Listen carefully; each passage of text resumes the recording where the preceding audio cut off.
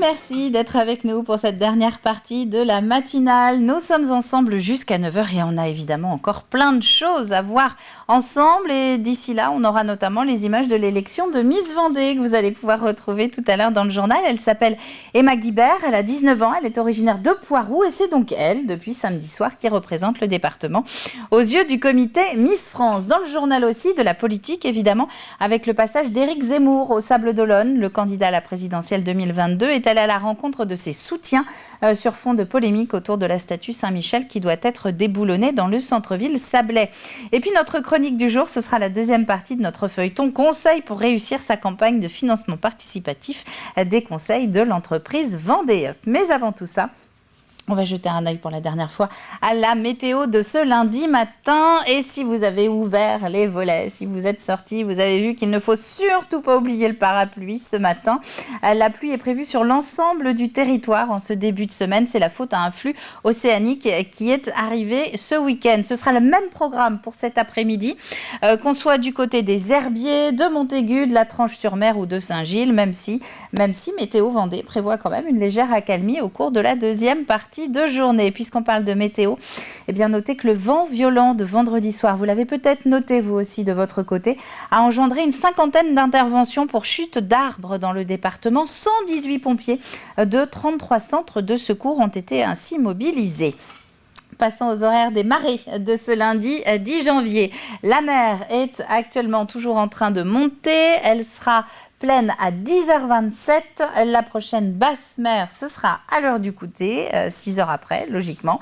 Le tout avec une mer annoncée comme forte. Et dans tous les cas, vous le voyez, des coefficients vraiment faibles cette semaine. Ça commencera à remonter tout doucement à partir de jeudi.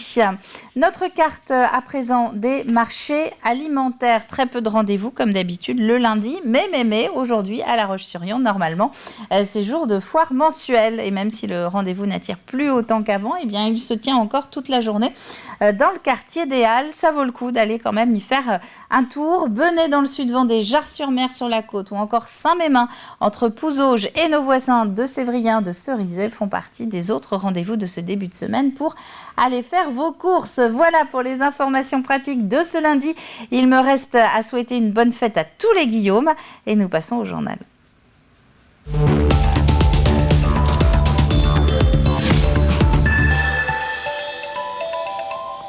Et nous commençons donc avec ce déplacement qui n'est pas passé inaperçu samedi. Le candidat à la présidentielle, Éric Zemmour, était au Sables-d'Olonne. Une visite organisée par Philippe de Villiers sur fond de polémique autour de la statue de l'archange Saint-Michel, dont la justice vient d'ordonner son retrait de la voie publique pour des questions de laïcité. Ce que le candidat ou encore le maire des Sables-d'Olonne, Yannick Moreau, appelle de la cancel culture, comprendre la suppression d'un pan de l'histoire culturelle du pays. Éric Zemmour en a profité pour tenir un meeting devant plusieurs centaines de personnes. Tout ce qu'il propose, c'est une reconstruction, alors que ça fait 40 ans qu'on déconstruit notre pays dans tous les domaines. Voilà, c'est pour ça que je voulais faire acte de présence, pas seulement pour moi, mais pour mes petits-enfants. Il défend des valeurs et des idées qui sont autour des racines, de l'identité française qui est en train de disparaître. Regardez même tout simplement à l'échelle de la Vendée nos paysages défigurés par les éoliennes, et vous avez une petite idée de ce que le mondialisme peut faire. Plusieurs dizaines d'opposants étaient également sur place. Au-delà du candidat Zemmour, il reproche surtout à la municipalité sablaise de faire de l'affaire de la statue Saint-Michel une priorité et de le faire au nom de tous les habitants des Sables-d'Olonne. Le pays a suffisamment de problèmes à régler sans en plus inciter les gens à la haine les uns contre les autres. Voilà. Et puis c'est aussi une réponse à l'affichage du maire des Sables-d'Olonne qui laisse croire que tout le monde est sur la défense de la statue de l'archange Saint-Michel. Nous sommes sablés, moi je suis sablaise et cette affiche me met hors de moi. À noter qu'hier, au lendemain de la visite d'Éric Zemmour, un rassemblement était aussi organisé devant la stèle en l'honneur de la première maire des Sables-d'Olonne, Odette Roux. Un rassemblement citoyen Place de la Liberté auquel une trentaine de personnes ont participé, parmi lesquelles des élus de l'opposition. En bref, autre rassemblement qui a mobilisé ce week-end, c'était samedi après-midi à La Roche-sur-Yon. Entre 7 et 900 personnes, selon les sources, ont défilé dans les rues contre le pass vaccinal. Le cortège s'est ensuite dirigé vers la grande surface Leclerc, aux Oudéry, mairie. La situation s'est un petit peu tendue. Les portes du magasin ont dû être temporairement fermées le temps que le cortège se disperse. La situation dans les pharmacies, elle ne s'arrange pas beaucoup. Vous en avez peut-être fait l'expérience encore ce week-end. Comme devant les laboratoires, les files d'attente n'en finissent plus de s'allonger pour obtenir un test antigénique, test obligatoire pour reprendre l'école ou le travail si vous êtes cas contact ou dépisté positif. Le syndicat des pharmaciens aspire à un retour à une situation moins tendue pour pouvoir assurer son rôle le plus longtemps possible. Ce qu'il faut comprendre, c'est qu'en pharmacie, nous faisons plus de la moitié des vaccinations faites en Vendée actuellement. Voilà, les moitiés des vaccinations sont faites en pharmacie de ville. Ça implique forcément un travail supplémentaire énorme, quoi, que ce soit au niveau des pharmaciens d'officine et des équipes officinales qui sont soumises à une grosse pression, quoi. Très grosse pression. Parce qu'en fait, on travaille 2 fois plus dans les mêmes créneaux horaires, quoi. Le Covid qui a totalement paralysé les terrains de foot en fin de semaine, et ce n'était que le premier week-end. Pour ralentir les contaminations au sein de ces équipes, le district a en effet ajourné tous les matchs amicaux, départementaux et régionaux jusqu'à la mi-janvier. Seules les compétitions de niveau national et organisées par la fédération ont été maintenues. Écoutez. Ce week-end, c'est moindre mal parce qu'il y avait peu de matchs de championnat en retard, mais on était plutôt sur des matchs de coupe. Bon, les matchs de coupe, on peut éventuellement les décaler. Par contre, pour la D1, bon, c'est vrai que là, ça va nécessiter de retrouver après des dates pour mettre à jour notre calendrier. Donc là, ça va être un petit peu plus compliqué. On doit refaire le point donc le 17 pour voir un petit peu où on en est et puis voir si on prolonge ou pas ce report de match. Alors, il s'agit bien de report de match, ce ne sont pas des matchs annulés, il s'agit bien de report de match. Un point de situation sera de nouveau fait lundi prochain pour voir si la mesure doit être prolongée. Des matchs, il y en a eu en revanche en basket. Exemple à Challans avec l'équipe de National 1 qui recevait La Rochelle. Et les joueurs de Challans commencent de la meilleure des manières l'année 2022. Ils se sont imposés sur le score de 85-78, ce qui met fin à une série de 4 défaites. On essaie d'optimiser des 2 côtés du terrain, essayer que l'adversaire marque le moins de points possible, que nous on en marque le plus possible, et puis de faire preuve de cohésion d'équipe. La base d'un sport collectif. On est jugé sur le bilan victoire-défaite, on a gagné, donc c'est satisfaisant.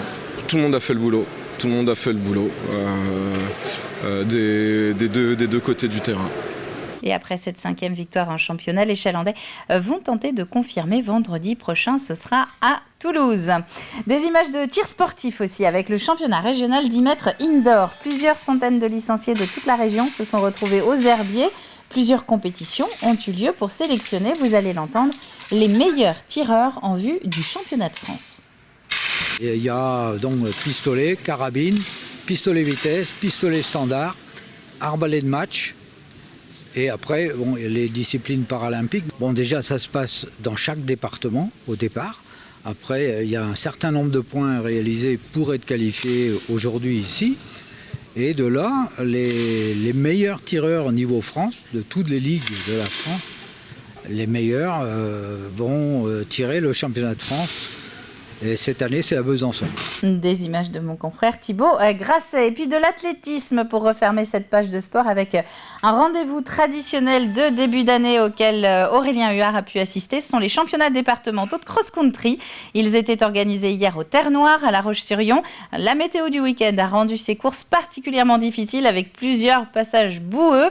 Chez les femmes, c'est Agathe Violo du club athlé Bocage Vendée qui s'est imposée. Et chez les hommes, vous le voyez, c'est également un athlète de l'athlé Bocage Vendée qui s'est montré le plus fort. Il s'agit d'Anthony Guillard.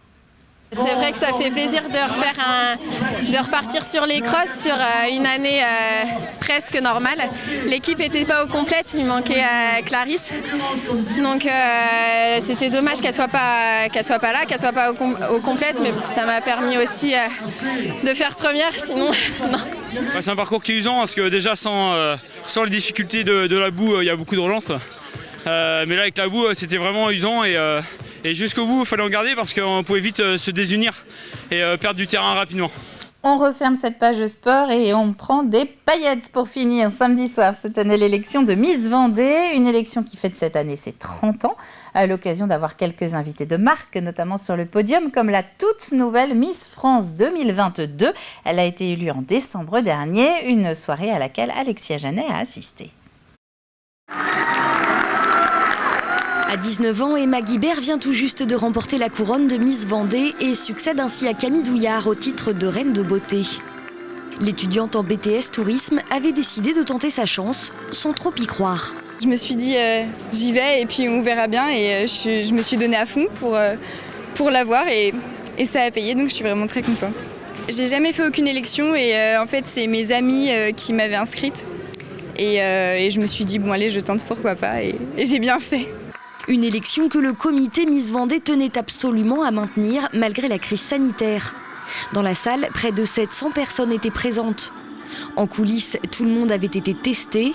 D'ailleurs, sur scène, elle n'était que 11 candidates au lieu de 12, l'une d'entre elles ayant été testée positive au Covid. Une soirée évidemment riche en émotions pour toutes les participantes. Incroyable, juste c'était tellement bien, on s'est amusé et que du positif je pense. C'était très enrichissant, et c'est inoubliable, simplement, c'est une expérience à retenter.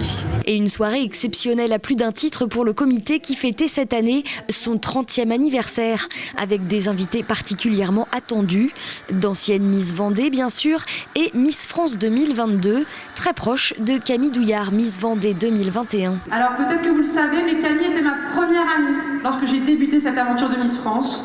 C'est ma première fois en Vendée, alors je suis très fière d'y venir en tant que Miss France. Et j'espère pouvoir y revenir si vous m'y invitez, forcément. J'attends l'invitation. Du côté des Miss comme de l'organisation, tous avaient à cœur de démontrer qu'en 30 ans, les choses avaient un peu évolué. Oui, peut-être qu'il y a 30 ans, une élection de Miss, une Miss c'était sois belle et tais-toi, mais maintenant on peut prouver que non, être Miss Vendée, Miss Pays de la Loire, Miss France, ce n'est plus sois belle et tais-toi. Ce sont des jeunes filles qui ont un parcours de vie, qui font certaines des études très poussées, donc non, les choses bien sûr ont évolué. Ce qui ne change pas, en tout cas, c'est le rôle de Miss Vendée qui représentera le département lors de l'élection régionale de Miss Pays de la Loire. Et quant à l'élection Miss France, eh bien ce sera comme tous les ans au mois de décembre. Voilà pour les informations de ce lundi. Nous allons maintenant passer à la Minute Positive et puis on se retrouvera juste après pour les dernières chroniques de ce lundi matin.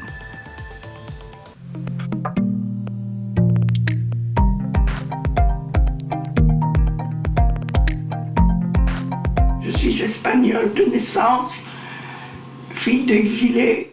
À 82 ans, Teresa s'exprime pour la première fois devant les caméras. Dans sa voix, de l'émotion. Elle souhaite transmettre son histoire de réfugiée espagnole. En février 1939, ses deux parents, engagés politiquement pour la République, fuient l'Espagne, après le coup d'État du général Franco. Sa mère, enceinte, est envoyée en Vendée, au Sables d'Olonne. À son arrivée, elle accouche d'une petite fille, Teresa. Maman m'avait toujours dit que j'étais la première petite fille née de réfugiés espagnols, née en France. Ça, je ne suis pas sûre du tout. Mais en Vendée, j'ai fait les recherches, j'ai regardé sur Internet, j'ai dû trouver le nom de Grain de Mémoire.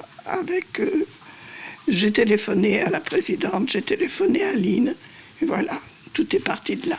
À leur arrivée au Sables d'Olonne, les réfugiés espagnols sont envoyés dans les locaux des colonies de vacances, où les conditions de vie sont difficiles en plein hiver. Teresa et sa maman, Lucia, ont eu la chance d'être recueillies par une famille sablaise, la famille Thomas. Teresa avait perdu de vue cette famille et aujourd'hui, elle la rencontre de nouveau.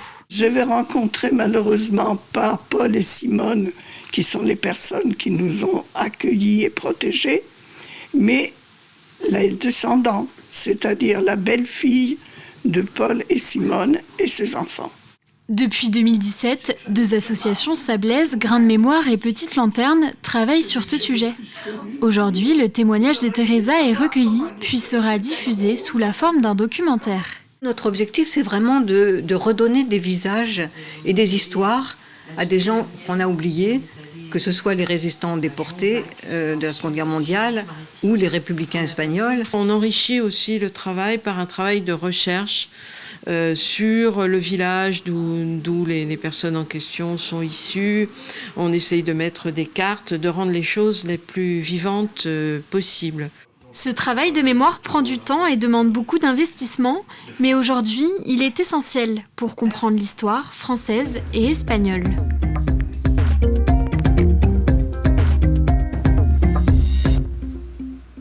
9h moins le quart, lundi 10 janvier 2022. Vous êtes bien sur le plateau de la matinale et maintenant on va prendre le temps d'y voir un petit peu plus clair, si c'est possible, sur le protocole sanitaire actuellement appliqué dans les écoles. Une nouvelle mouture est sortie lundi dernier à la fin des vacances scolaires. Ça ne vous a pas échappé si vous êtes concerné. Et depuis, eh bien, tout le monde essaie de composer avec, les parents, mais aussi et surtout les établissements scolaires. Regardez.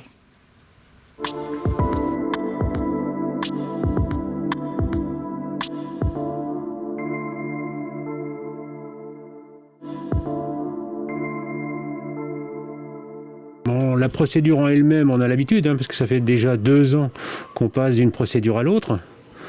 Donc on a des facultés d'adaptation qui sont développées. Là où la nouveauté, c'est par rapport aux tests. C'est-à-dire que les tests à profusion, pourquoi pas, mais les pharmacies et les laboratoires ne suivent pas. Et on a là, dans les derniers retours que j'ai des parents, c'est des attentes énormes, toute une matinée pour attendre un test.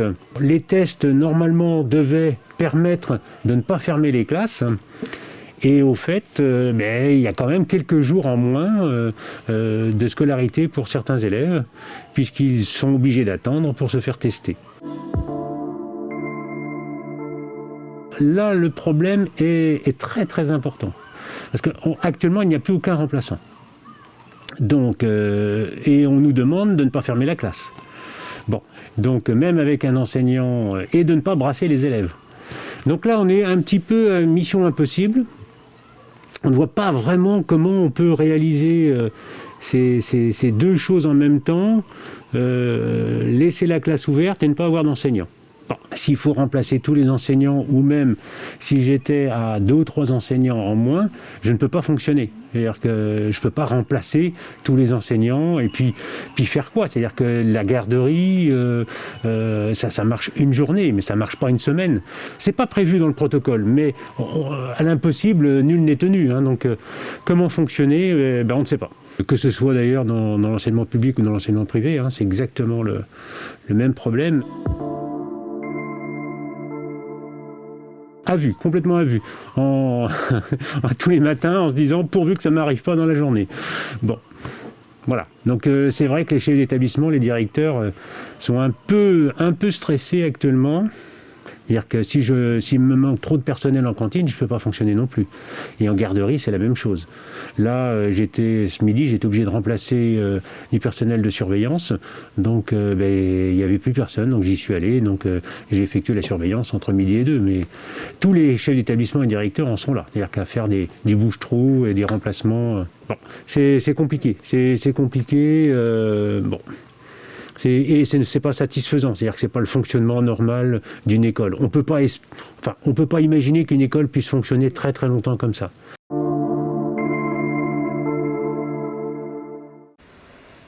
Et c'est un plus de l'info particulièrement d'actualité, que vous allez pouvoir retrouver sur tvvendée.fr dans la rubrique Actu. Passons à la chronique de ce lundi.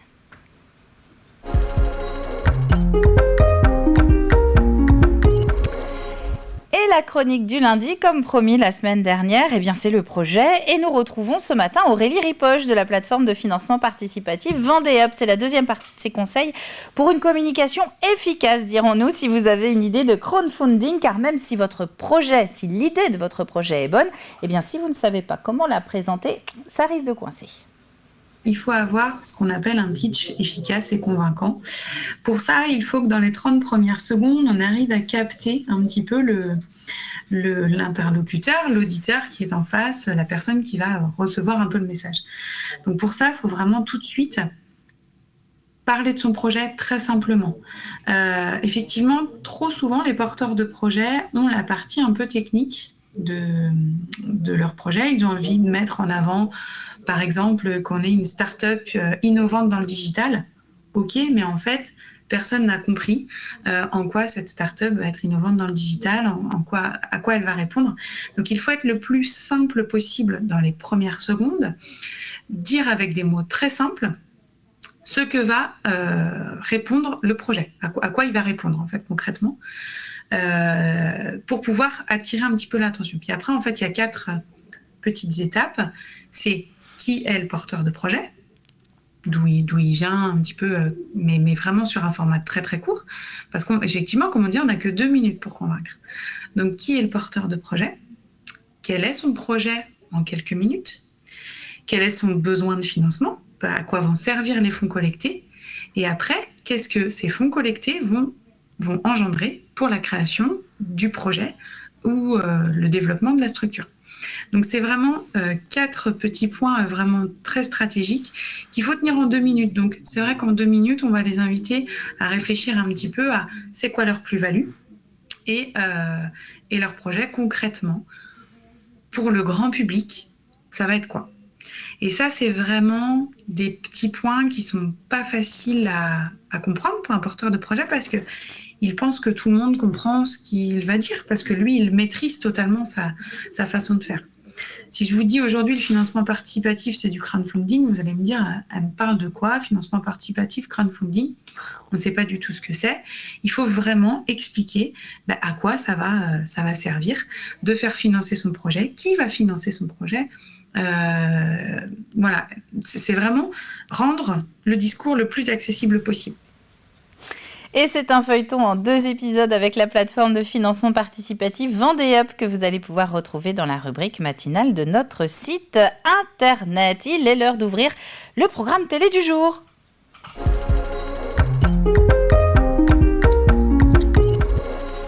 Avec un extrait qui va nous permettre de parler jardinage. Aujourd'hui, on l'évoque évidemment beaucoup moins en ce moment qu'au printemps ou l'été, alors qu'il y a encore à faire à l'intérieur comme à l'extérieur si vous aimez les belles plantes. Exemple avec ces quelques conseils de l'Instant Jardin concernant nos arbustes qui sont dehors. Bonjour Cédric. Bonjour. Alors premièrement, est-ce que je peux rentrer ou je dois rentrer toutes mes plantes d'extérieur à l'intérieur de ma maison? Pour l'hivernage? Oui. Non. Éviter parce que là, les plantes d'extérieur sont faites pour l'extérieur, donc on ne peut pas les rentrer à l'intérieur, c'est pas du tout adapté. Par contre, ce que je conseille, c'est de les disposer contre un mur ou contre une haie, à l'abri du vent et plutôt à un endroit ensoleillé. D'accord. Déjà, ça fait une première protection. Une deuxième protection, c'est de retirer les sous-coupes de vos pots pour pas qu'elles soient pleines d'eau et que ça gèle les jeunes racines. D'accord. Et après, je vois de surélever les pots avec des pieds à pot. De façon justement à ce que le froid ne touche pas les jeunes racines. Très bien. Par la suite, ce qui est conseillé, c'est de protéger les pots avec ce genre de produit qui est naturel. En fibre de jute, oui. C'est ça, tout à fait. Donc ça permet de protéger le pot pour pas qu'il gèle, ni les racines, ni le pot. Et par la suite, on utilise soit des voiles d'hivernage ou des housses d'hivernage, de façon à protéger du froid. Et pourquoi pas des bâches Alors les bâches, c'est du plastique. Et le plastique, c'est pas fait pour protéger l'hiver. Surtout qu'en plus, le risque, c'est que ça condense à l'intérieur et que ça gèle encore plus fort. Et l'Instant Jardin avec Juliette Carto, c'est à retrouver tout au fil de la journée sur notre antenne. Vous êtes bien sur le plateau de la matinale et avant de lancer le générique de fin, on va quand même faire un petit rappel des titres. Et nous allons commencer avec ce déplacement qui n'est pas passé inaperçu samedi sur le littoral vendéen. Éric Zemmour était au Sables d'Olonne. Le candidat à la présidentielle 2022 est venu à la rencontre d'élus locaux mais aussi de partisans sur fond de polémique de statut Saint-Michel qui doit être déboulonné dans le centre-ville. C'est l'ancien président du Conseil général de la Vendée, Philippe de Villiers, qui serait à l'origine de cette venue. Un week-end sans foot aussi, ou en tout cas avec beaucoup moins de rencontres que prévu. Toutes les compétitions régionales et départementales, que ce soit en championnat ou en coupe, ont été déprogrammées. Décision de la Ligue des Pays de la Loire face à la multiplication des contaminations Covid. Report de toutes les rencontres jusqu'au 16 janvier inclus, en tout cas pour le moment. Et puis elle s'appelle Emma, elle a 19 ans, elle est originaire de Poiroux. Cette jeune étudiante en BTS Tourisme est depuis samedi notre Miss Vendée 2022. Elle a été élue à l'année des 30 ans du comité Miss France, Miss Vendée plutôt, une soirée à laquelle a participé la nouvelle Miss France, cette fois-ci c'est bon, Diane Lair. Il est 8h54 sur le plateau. vous, on fait le dernier appel du jeu de ce lundi.